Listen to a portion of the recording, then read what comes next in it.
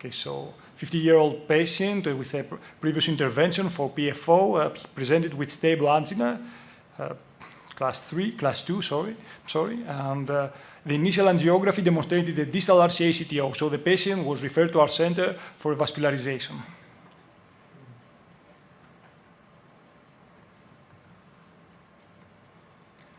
We can see here the initial angiography. Proximal cap was bland. The lesion length was about 60 millimeters long. The distal vessel was diffusely diseased, and we can see the presence of septal interventional collaterals. So the original plan was to try antegrade wire escalation, and in case of failure, change to retrograde approach.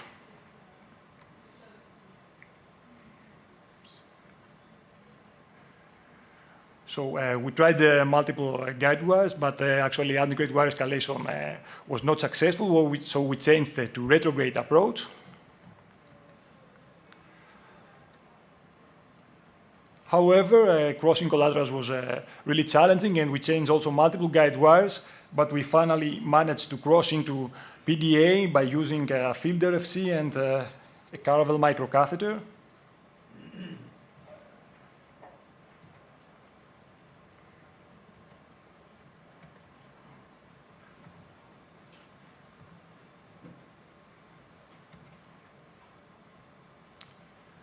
However, the distal vessel was diffusely diseased, and there was a bifurcation at distal cap. So our guide wire kept entering PLV instead of distal RCA. So we were forced to change again to antegrade wire escalation. And this time our guide wire crossed subintimally into PLV, as you can see here. So next, we used a twin-pass microcatheter, double lumen microcatheter, and we were able to cross with a Confiance Pro 12 subintimally into PDA. As you can see here, right here. So next, we advanced the Hornet 14 retrogradely, and by inflating an antegrade balloon, we were able to perform guide catheter extension reverse cart by passing our Hornet 14 through a trap liner.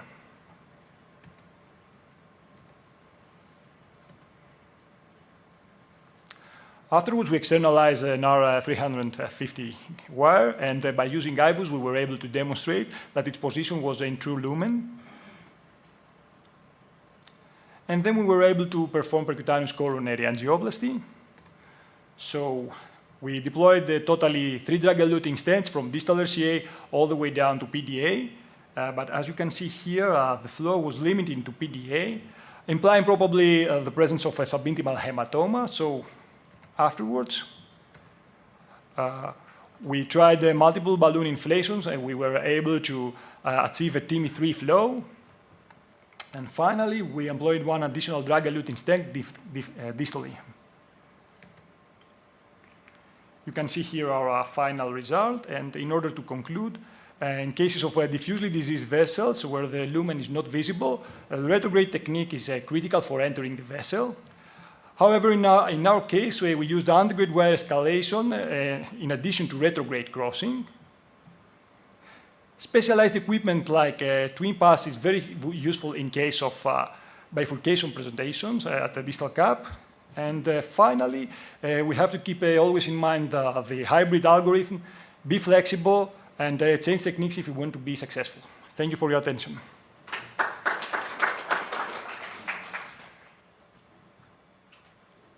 Good. Another complex tour de force on a complicated bifurcation lesion requiring antegrade and retrograde techniques. It sounds like when you entered the distal right coronary segment, the PDA segment, with the wire through the retrograde approach, you just simply could not get it to turn left and get into the distal right. Yeah, exactly, right? exactly. Yeah. Even though you were able to eventually get antegrade into the posterior descending, but into the posterolateral branch vessel from the RCA. But only after using a double lumen microcatheter. Yeah. This was, let's say, the secret of success in this case, I think. Key move.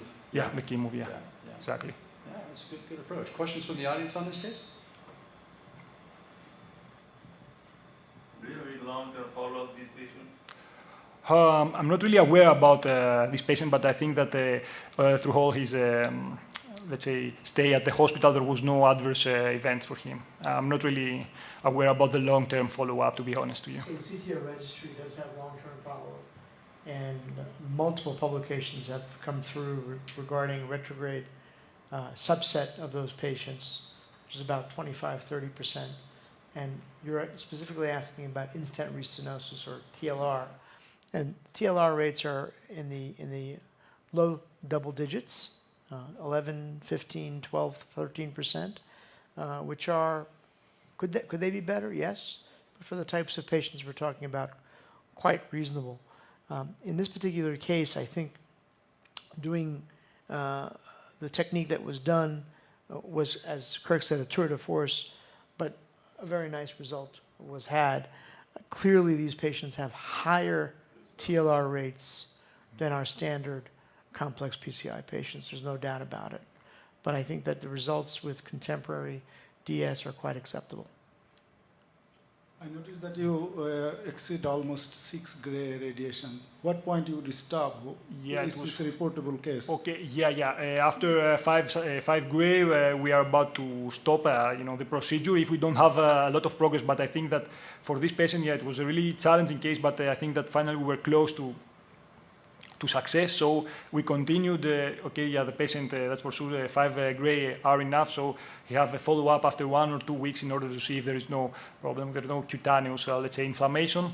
But I think that in this particular case, because we were close to success after so many minutes that we spent, we continued with the cost of more radiation.